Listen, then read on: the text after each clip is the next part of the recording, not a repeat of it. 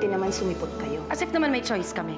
Do you think kakabati pa kaya sila? Hindi ko na kayo papasahin, ha? Pero alam niyo naman siguro, may Vicky na yung daddy niyo. Bis, si Rigor ulit. Buhay pa pala yung ungas na yan?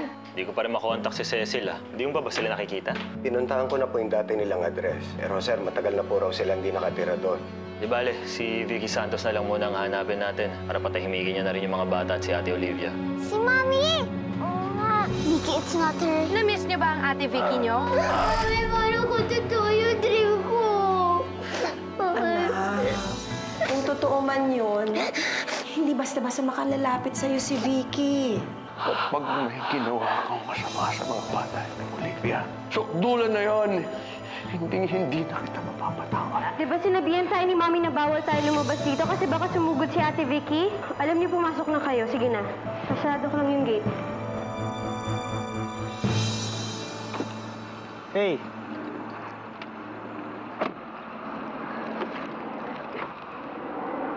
Basta. Sir Chester? Oh. Sir Chester, ano ang ginagawa niyo dito? Tsaka, paano niyo po nahanap tong bahay namin? Nagkakausap pa pala kayo ni Joyce sa cellphone. Yun, sa kanya ko nakuha yung address naman dito sa bahay niyo. Sir Chester, bakit naman ho kayo pumunta dito? May kailangan ho ba kayo sa akin? Pag dinalaw pa sa bahay, may kailangan agad. So, pwedeng na may miss muna kita.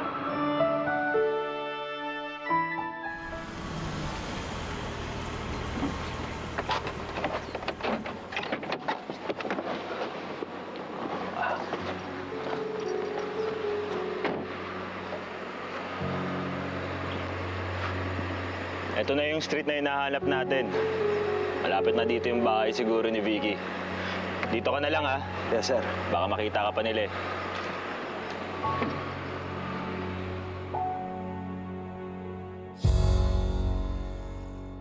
Hello? Oh, ang ganda-ganda talaga ng anak ko. Mana sa akin.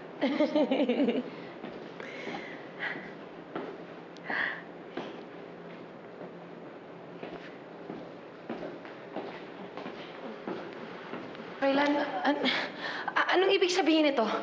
Huwag mo sabihing aalis ka at iiwan mo ko. Pinili kitang pakisamahan kahit nagsinungaling ka sa akin. Pero hindi ko mapapalampas ang ginawa mo sa mga bata. Mas mapoprotektahan ko sila kung hindi kita kasama. Sandali. Ano to? Ito ba ang susunod sa'yo ni Olivia? Na kailangan iwan mo ko, tapos tsaka kayo magsasama? Wala na akong dapat ipaliwanag sa'yo. Total, wala namang kwenta yung kasal natin, di ba? Si Olivia talaga ang asawa ko. Hayop ka! Hayop ka! Sabi ko na nga, be! Sabi ko na nga ba magsasama kayo ni Olivia? Sabi ko na nga ba? Paano mangyayari yon? Sinira mo na ako sa kanya. Pero kahit galit pa siya sa akin, kailangan kong protektahan ng mga anak namin.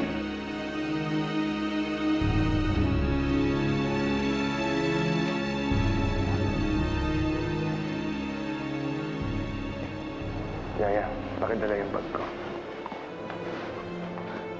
Sandali. Huwag ko sabihin isasama mo ang anak ko.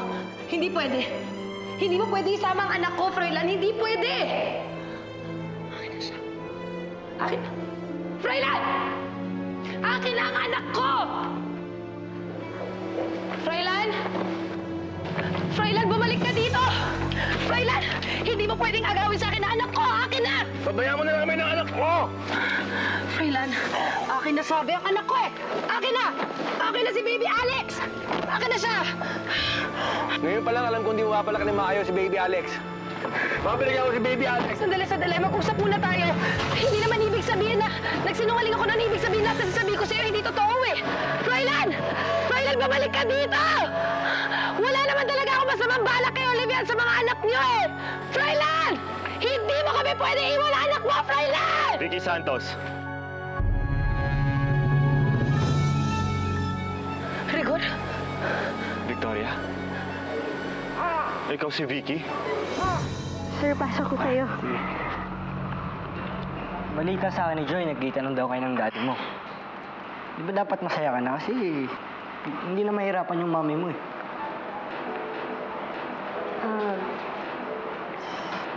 Hindi naman ho kasi ganun kadali yun eh.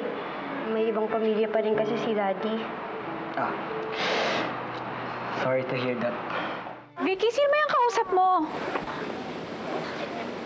Oh my God! Ikaw nga si Vicky. Oh! Eh bakit parang gulat na gulat ka? Hindi ba Vicky ang nickname ng Victoria? Hindi ko alam eh. Hindi ko alam na si Vicky at si Victoria ay isa. Ikaw ang nanggugulo sa mga bata. Pati na rin kay Ate Olivia. What? Oh my God! So kilala mo rin yung pesting mag-iinang yun? Oo, para ko na silang pamilya. At sa akin sila nakatira ngayon. Wow! What a small world! Eh, ikaw pala ang kumupkup sa kanila.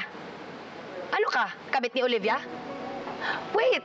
Baka naman eto si Olivia ang biglang yumaman at ginagatasan mo siya kaya ka nagmukhang tao ngayon. Mali ka nang iniisip, Victoria. Kaibigan ko ang mga bata. At si Ate Olivia, para ko lang siya nakakatandang kapatid. Pwede ba? Wala akong pakialam sa storya ng mga buhay ninyo. Basta ngayon na alam ko na kilala mo sila Olivia, please, pakilayo sila sa buhay namin ni Froilan. At wala akong pakialam kung saan lupalop mo sila dalhin. Basta, ilayo mo sila kay Froilan. Bakit ko naman gagawin yun? Sina Ate Olivia ang tunay na pamilya ni Froilan. Teka, si Froilan ang ipinalit mo sa akin? Si Froilan na inaga mo lang sa pamilya niya? Wala akong dapat i-explain sa'yo. Victoria, tigilan mo na sila. Tigilan mo na si Froilan, pati na rin si Ate Olivia, ang mga bata. Sandali, kung kay Froilan nga hindi ako nakinig, sa'yo pa? Wow, ang swerte mo naman. Pwede ba, Rigor, umalis ka na dito at ilayo mo na sa buhay namin ang mga asungot na sila Olivia? Cecil, halika na!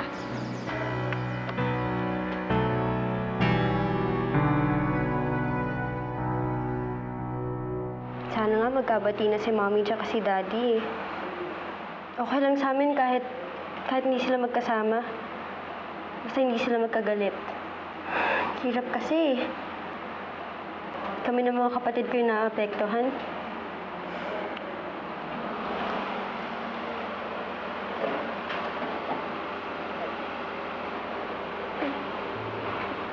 Daddy? Good afternoon po. Chester. Chester. Mas mami mo, mga kapatid mo, okay lang ba kayo dito? Wala pong masama nangyari sa inyo? Daddy, wala po. Bakit? Good. Kailangan nyo na umalis dito. Kukumbinsin ko mami mo na ilayo na kayo dito.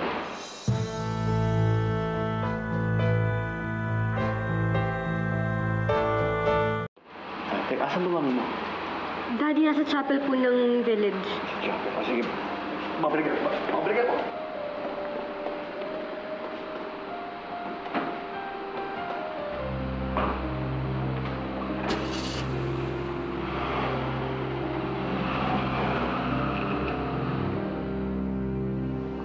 Para akong tanga. Laging pinag-uusapan ng mga bata si Victoria. Ang lapit-lapit lang pala niya sa akin. Hindi ko pa alam. Eh, sir, paano yan? Malapit pala si Ma'am Victoria sa mga mahal mo sa buhay. Hindi ko rin alam, Hector. Naguguluhan ako. Hindi ko alam kung dapat ko bang sabihin sa mga bata. Mahal ko ang mga bata. Pero si Victoria, siya lang yung babaeng minahal ko ng ganito sa buong buhay ko. Ano nga ayaw mo na sa akin? Eh, ayoko naman talaga sa'yo, Daddy Pay. Nadala lang ako sa panunulso ng tropa ko. Tsaka, may iba naman talaga akong gusto rin. Hindi ikaw yun. Ano naman gawin sa akin to? Sige na, alam mo naman mahal na mahal kita eh. Sabihin mo sa akin kung anong gusto mo, anong magpapaligaya sa'yo, ibibigay ko sa'yo. Wag mo lang iwan, baby. Ayoko. Rigor, ayoko sa'yo. Hanap ka na lang ng iba. Hector, bumalik tayo. I-U-turn mo dyan. Kailangan makapag-usap kami ni Victoria. Tagal ko siyang hinanap. Hindi ako papayag ng ganito. Mukhang hindi na nga talaga babalik sa akin si Froilan. Mukhang tuluyan na nga talaga siyang sasama sa mag-iinang yun. Hindi ko alam kung anong gagawin ko. Eh kung umalis na lang kaya tayo dito, hayaan na lang natin si Froilan doon kay Olivia. Total, yun naman talaga yung pamilya niya, di ba? Ano? Tanga ka ba? Hindi ko nga kaya kung iiwan ako ni Froilan. Hindi ko kaya yon. Peste naman kasi yung nagsuso sa mga plano ko eh. Paano kaya nalaman ni Froilan yun? Eh, sa'yo ko lang naman sinabi. Hoy, Cecil. Magtapat ka nga sa akin. Ikaw ba nagsumbong kay Froilan? Hindi, Bes, ha? Wala akong kinalaman dyan. At saka, di ba dati pa naman duda sa'yo si Froilan? Lalo na nung sumugod ka doon kay Olivia. Napaparanoid lang yun. Siguraduhin mo na hindi mo ako tinatraidor, Cecil. Dahil oras na malaman kung ikaw ang nagsumbong kay Froilan ng mga plano ko, susunugin kita ng buhay!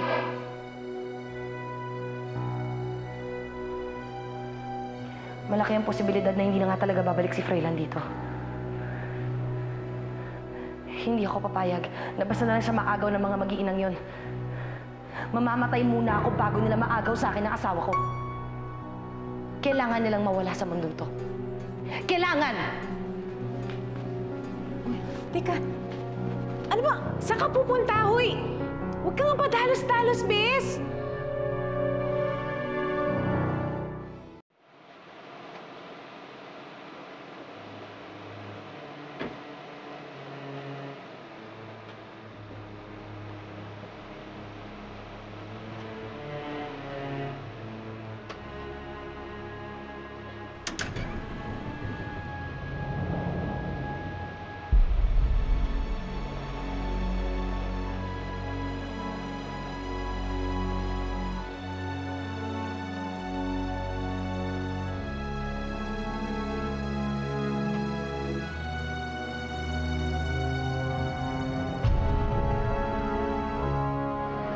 Ma'am, hindi na ho kayo pwede pumasok dito, ma'am. Bakit? Ban na ho kayo rito, ma'am. Ano? At bakit? Ginugulo niyo raw si Sir Rigor dito po eh. Imposible. Hindi ako yon. Nagkakamali Sige na ka. po, ma'am. Papasukin mo ako. Pare, bakit ba? Papasukin mo ako. Pasensya na, ma'am. Ganyan pala.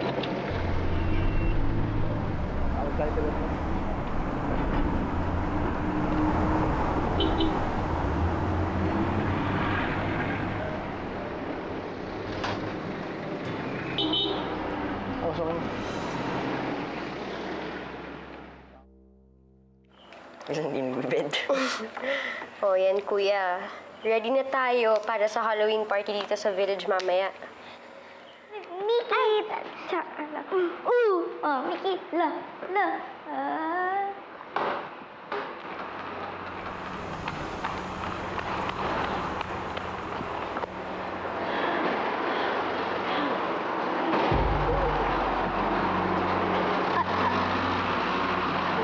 Ate Vicky!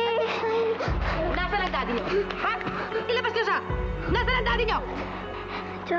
Mickey, tumakbo na kayo! Hindi! Hindi! Walang aalis! Dito lang kayo! Gusto ko malaman kung nasaan ang daddy niyo. Ilabas niyo siya dito! Tawan niyo po yung kapatid ko! Ate! Nasaan ang daddy niyo?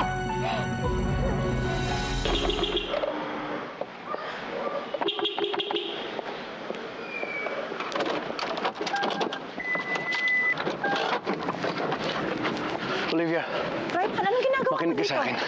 Kailangan niyong umalis at tinutulayan niyo ngayon. Hindi ko alam kung ano pinaplano ni Vicky, pero meron siyang masamang balak na masama sa inyo. Gusto ko makasigurado na safe kayo, kaya kailangan tayo umalis dito ngayon din. Alam mo ba, kaya naggagandala iti ang kabit mo? Dahil hindi mo kami tinitigilan.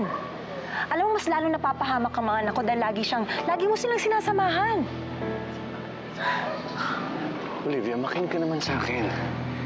Kalimutan mo muna ang galit mo sa akin, pwede? Kailangan natin magtulungan para sa mga bata. Kanino ba nagsimula ito? Hindi ba sa'yo? Sa inyong dalawa ni Vicky? Alam mo, matutulungan mo lang ako kung lubayan mo na lang kami. Sa korte na lang tayo mag-usap. Pwede ba? Olivia! Olivia!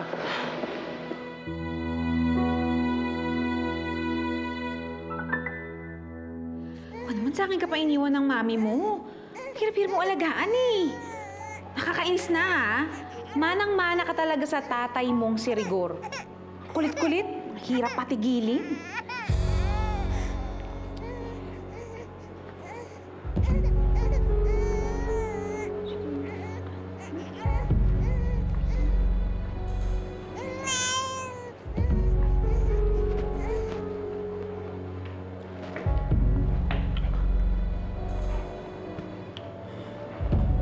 Anong sinabi mo, Cecil?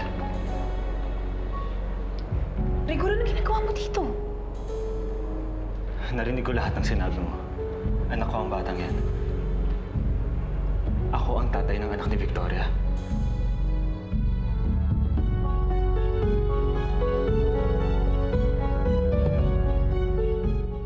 Layuan niyo po kami!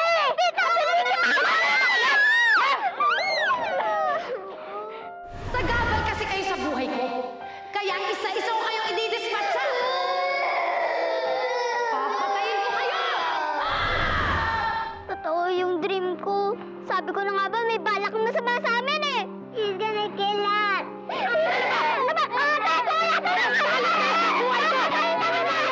Narinig mo ba yun? Sino Mickey yun? Tara, tara, tingnan natin.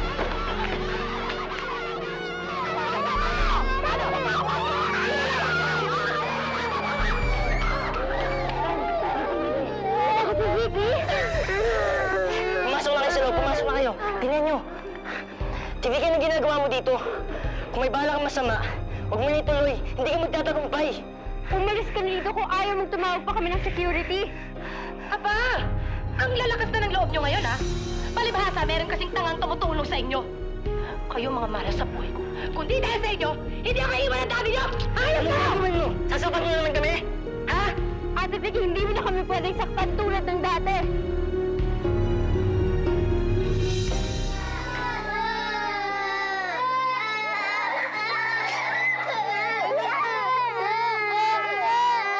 Anong nangyari? Tawagang mami. Tawagang mami.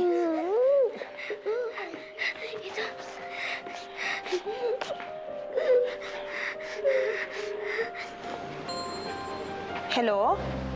O Shine, napatawag ka. May problema ba? Mami, nandito po si Ate Vicky. Ano? Baka po kung anong gawin niya sa amin, Mami. Naku, huwag ka mag-alala. Pauwi na ako. Hindi ko palalagpasin yung panggugulong ginagawa ng Vicky na yan.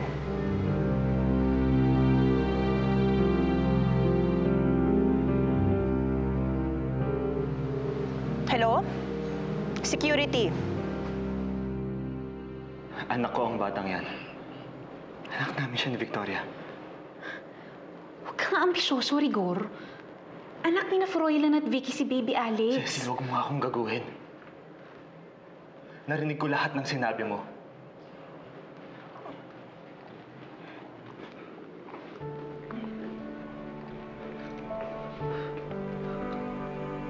Sana noon ko pa ito nalaman.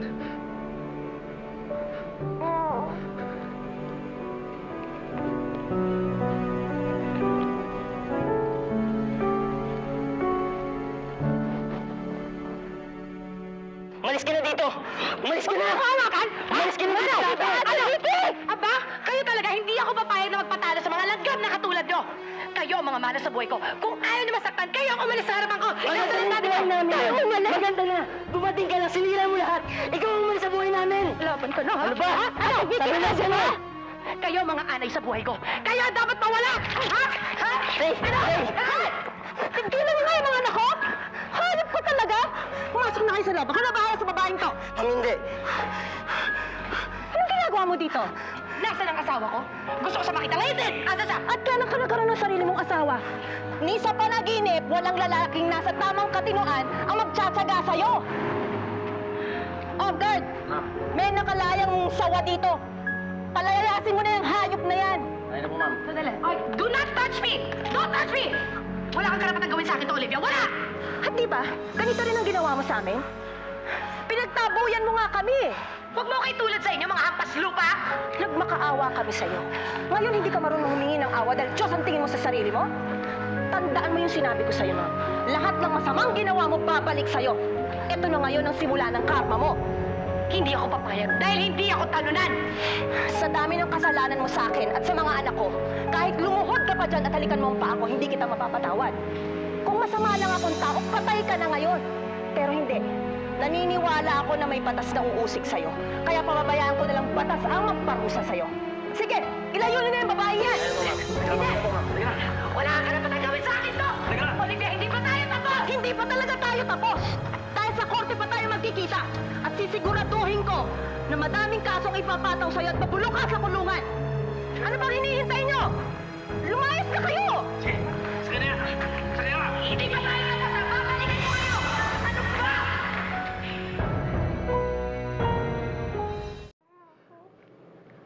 Ganito pala yung pakiramdam.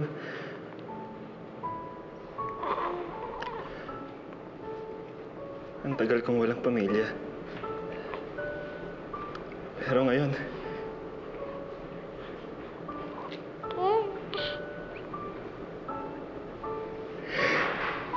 mararamdaman ko na yung... Meron pala akong anak. Ate Karikul, huwag mong gagawin yan. Papatayin ako ni Vicky pag nalaman niyang alam mo na yung totoo.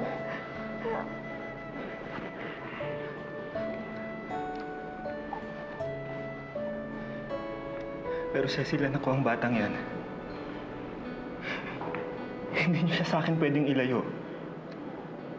Bakit niya ba niloloko ng ganito si Froilan? Ha? Pinapaniwala niyo siya na anak niya. Ang anak ko. Cecil, anak ko siya. Wala ka nang pakialam doon. Siguro umalis ka na. Yaya? Akit mo muna si Lady Alex. Rigor, umalis ka na. Sige na. Rigor. Ba?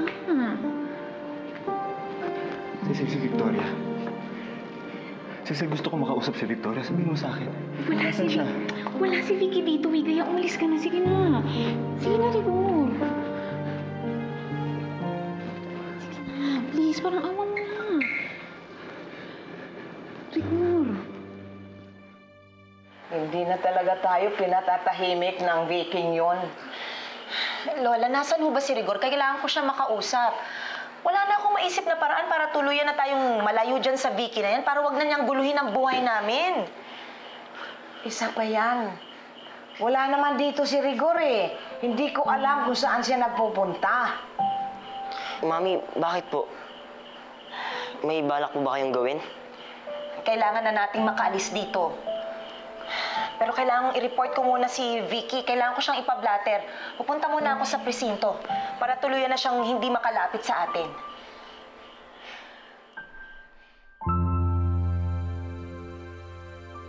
Manang-mana ka talaga sa tatay mong si Rigor. Anak ko si Baby Alex. Bakit mo nagawang ilihim sa akin to, Victoria? Ano Rento, ba? may nanggugulo rito eh. Bitawan mo nga ako! I-turn over muna namin sa Hindi ako presinto to. nanggugulo! At sasampahan Bitawan doon ng mo kaso ako! ng ginugulo niya. Ano ba? Ah, sir? O sige, papasasa muna namin, sir. Ano? Ipapapolis niyo ako? Hindi pwede! Pare, tumatakas, pare! Ha? Abulin mo, pare! Tumatakas! Ito!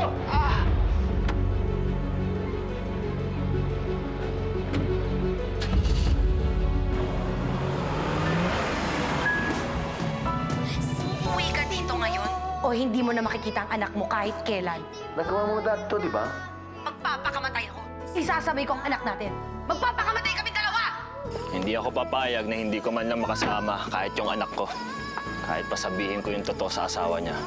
Ano na naman ito? Pakalanan na naman ito ng kaibigan mo, no? Ako ang may alam ng lahat tungkol kay Vicky. Pati na rin yung sikretong pinagkakaingatan niya. Anong sikreto?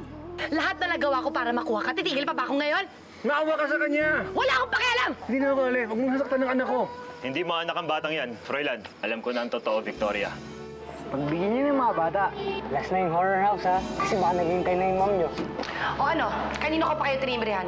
O ano? Pangatawanan nyo na yan, ha? Total, uso naman eh. Kesa naman mag-alala ako dito, mabuti pa siguro hanapin ko na lang sila. Olivia,